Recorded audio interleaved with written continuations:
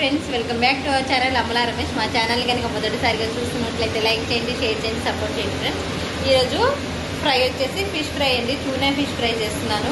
చాలా అంటే చాలా ఈజీగా చేసుకోవచ్చు అండి. చాలా బాగుంటుంది అండ్ హెల్త్కి చాలా మంచిదండి. అందుకోసం ఈరోజు టూనా ఫిష్ చేసుకున్నాను. అండ్ మెయిన్ రీజన్ వచ్చేసి మా పిల్లలకి ముళ్ళు లేకుండా ఉంటే తింటారని టూనా సెలెక్ట్ చేసుకున్నానండి.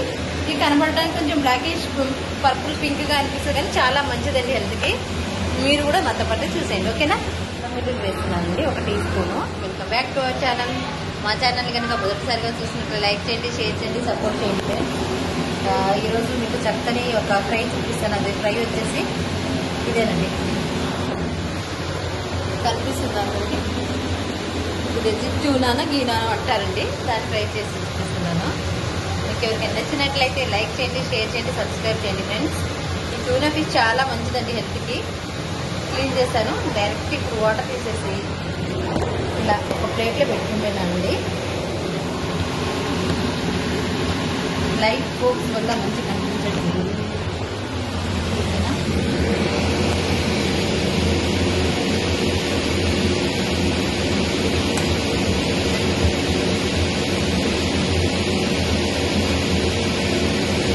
క్లీన్ చేసుకున్నానండి.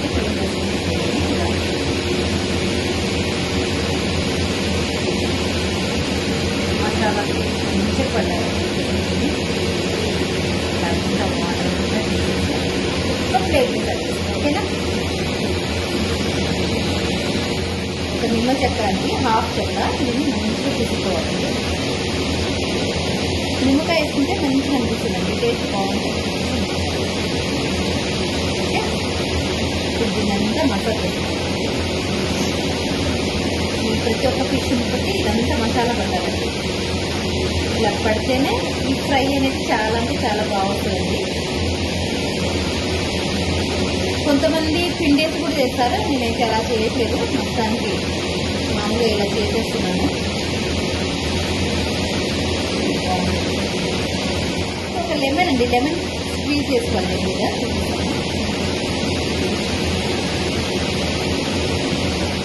అండ్ వీడియో వస్తుంది అనుకున్నాను. దీంట్లో పసుపు, అల్లం వెల్లుల్లి పేస్ట్, 2 టీ స్పూన్ల కారము అండ్ ధనియా పౌడరు, ఉప్పు అండి, ఉప్పు కూడా తగినంత ఉప్పు అండ్ ఫిష్ మసాలా అండి వేసాను. అండ్ ఇప్పుడు దీంట్లో కలుపుకోవడానికంటే కొంచెము ఆయిల్ తీసుకుంటున్నానండి. 1 టేబుల్ స్పూన్ అంత ఆయిల్. ఫ్రై కదండి, ఇదంతా మంచిగా కలుపుకోవాలండి ముక్కకి. ఓకేనా? ఇలా కలుపుకోవాలి. ప్రతి ఒక్క ముక్కని ముక్కకంతా మసాలా పట్టించాలి.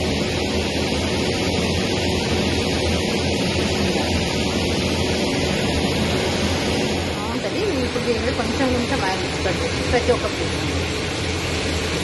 పీస్ మీద కొంచెం కొంచెం ఆయిల్. ఇదే అయితే ఫ్రై అయిపోతుందండి.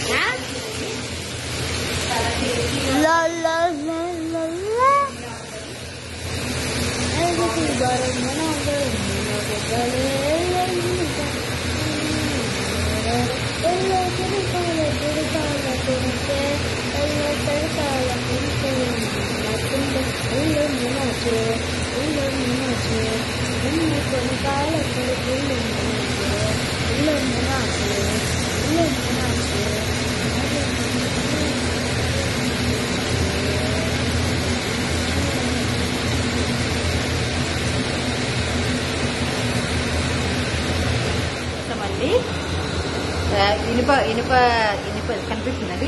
ఇనుప తవ తీసుకున్నాను. దీని మీదే చేస్తున్నాను. కొంచెం అంతా ఇదైపోవాలండి, వాటర్ లేకుండా. ఇప్పుడు కలిపేసిన ముక్కలు దీని మీద ఫ్రై చేద్దాం. ఓకేనా? ఇలా అంతా కలిపేసుకోవాలండి. ప్రతి ఒక్క ముక్క మంచిగా ఇలా మసాలా చేసుకొని పెట్టుకోవాలండి. ఇలా పెట్టుకొని ఒక హాఫ్ అన్ అవర్ తర్వాత దీన్ని ఫ్రై చేస్తున్నాం. ఇలా పక్కన పెట్టేద్దాం ఒక half an hour 30 minutes. Okay, ఒక్కొక్క పీస్ని అండి ఇలా మెల్లగా, ఇది ఇంకో పెనాలు అయితే బాగా వస్తుంది, ఇలా ఇంకా ఉండాలి, తిప్పుకొని అటు ఇటు ఫ్రై చేస్తూ ఉండాలండి. చాలా అంటే చాలా బాగా వస్తుంది ఫిష్, టేస్టీగా చాలా ఎమ్మీగా బాగుంటుంది.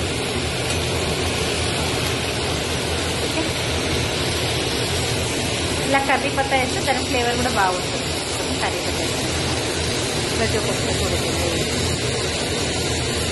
ప్రతి ఒక్క ముక్కని అలా మంచిగా వేసుకోవాలండి.